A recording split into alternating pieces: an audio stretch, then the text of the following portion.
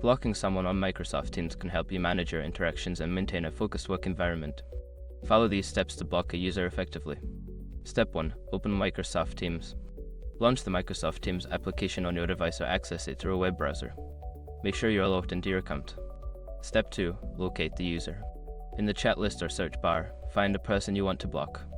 You can either scroll through your recent chat or use the search function to type their name. Step 3. Access user profile. Once you have found the user, click on their name or profile picture to open their profile card. This will give you access to various options related to that user. Step 4. Block the user. In the profile card, look for the option that says block or block this user. Click on it to initiate the blocking process. Confirm your choice if prompted. Step 5. Verify block status. To ensure the user has been blocked, check your chat list. The blocked user should no longer appear in your recent chats, and you will not receive notifications from them. By following these steps, you can successfully block someone on Microsoft Teams, allowing you to maintain a more productive workspace.